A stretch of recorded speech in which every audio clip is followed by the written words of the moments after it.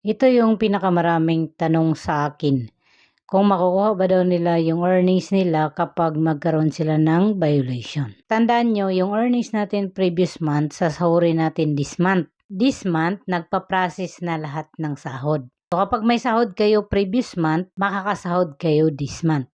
At sample nagkaroon kayo ng violation this month, yung sahod ninyo na nakaprocess, makukuha nyo pa yan. It depends na lang kung yung sahod ninyo, hindi nyo nakuha yung threshold or yung minimum na sasahurin natin.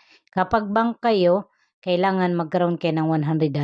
At kapag PayPal naman, so kahit $25 lang, makakapag-payout na kayo. So kung may earnings kayo na nagpa-process dyan, tapos hindi pa ninyo nakuha yung threshold sample, hindi pa ninyo nakuha yung $25, then nagkaroon kayo ng violation this month, hindi nyo pa rin makukuha yan kasi hindi nyo pa nakuha yung threshold. Kung nakuha nyo na yung threshold, sample lumagpas kayo ng $25 or nakakuha kayo ng $100, so kahit nagkaroon kayo ng violation this month, makukuha nyo pa rin yan.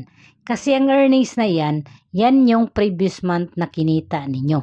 At sample naman this month, kaka-monetize nyo lang. Then, meron na kayong earnings, tapos nagkaroon kayo ng violation. Yung earnings natin this month, sasahodin natin yan next month. Nagkaroon kayo ng violation. So, possible na hindi nyo makukuha yan next month. It depends the situation. Kasi kahit naman wala kayong violation, tapos hindi nyo nakuha yung minimum or yung threshold na kailangan nating sahurin, so hindi pa rin kayo makakasahod. Kung nagkaroon naman kayo ng violation, so possible din na hindi ninyo makukuha yung earnings ninyo. Kung mayroong nakaprocess na earnings ninyo dyan, may violation kayo or wala, hindi nyo makukuha yan kapag hindi nyo nakuha yung threshold or yung minimum para makapag-payout tayo. Nakalagay din naman yan sa terms ni Meta na may instances na hindi niya ibibigay yung kita natin kung magkaroon tayo ng violation.